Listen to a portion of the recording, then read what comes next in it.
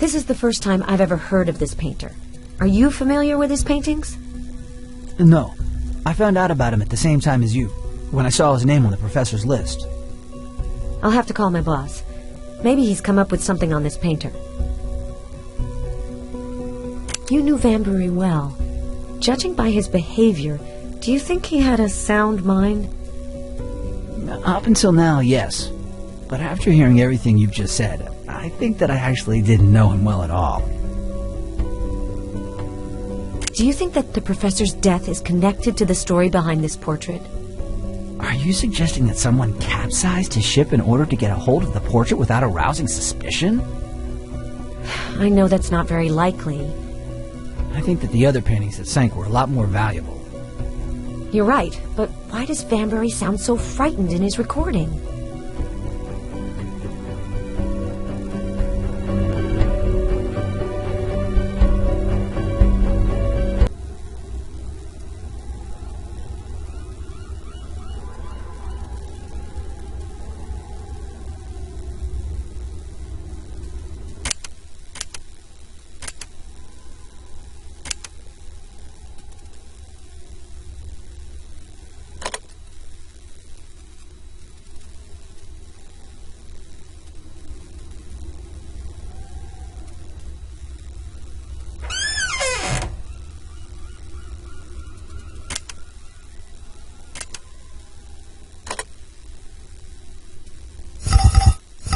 This cylinder is damaged.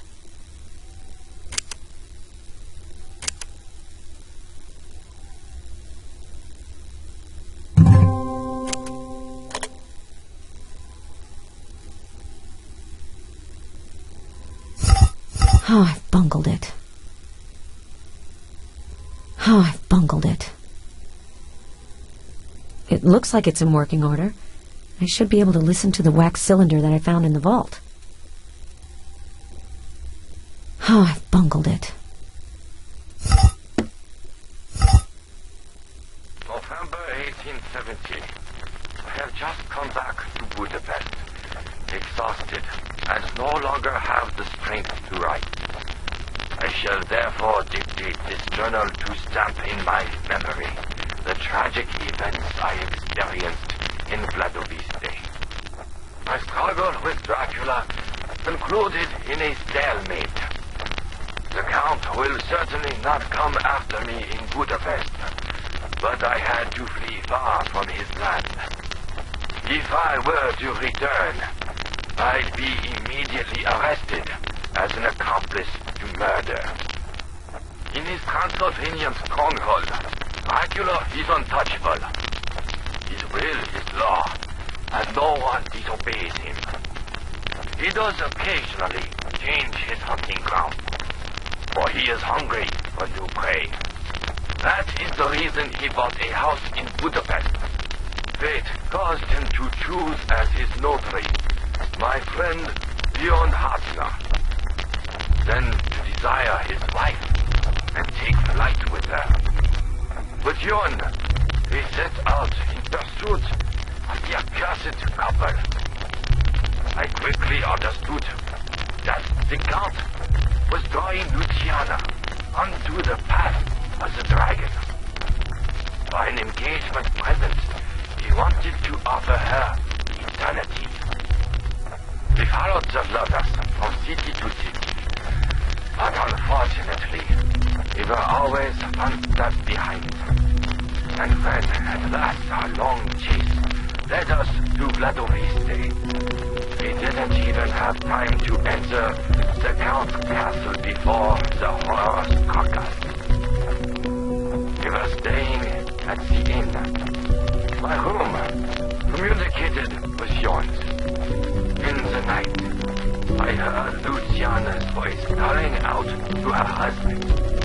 My friend, neither ignoring or rather refusing to accept what his wife had become, invited her up to join him. His imprudence would be fatal. Luciana would have bled her husband dry. The note on the side of the cylinder says that the professor's grandfather made the recording. I'm starting to understand why he was so obsessed with Dracula. He was brought up in a vampire-fearing environment, and he grew up with the enormous burden of having to keep a portrait of the vampire secret. The more I discover, the more surreal this whole story becomes. I would be immensely disappointed to leave the investigation before actually seeing the painting.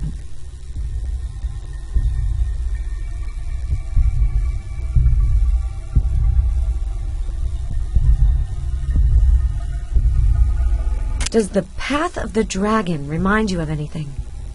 Yes, it does. But where did you hear about it? I heard it on the wax cylinder. It looks like the professor's grandfather recorded it. The Path of the Dragon is just a legend about an initiation journey. Aspiring vampires had to follow this ritual in order to meet Dracula, the dragon.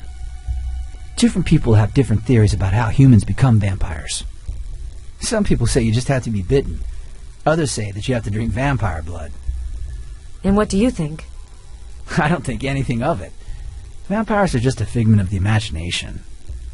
Sometimes legends last because they're grounded in some way in reality. The myth may have started with illnesses such as porphyria. The symptoms are similar: a pale complexion, bloodshot eyes, receding gum lines, and sun intolerance. During plague epidemics, it is also said that people were in such a hurry to bury bodies that they forgot to check if they were really dead.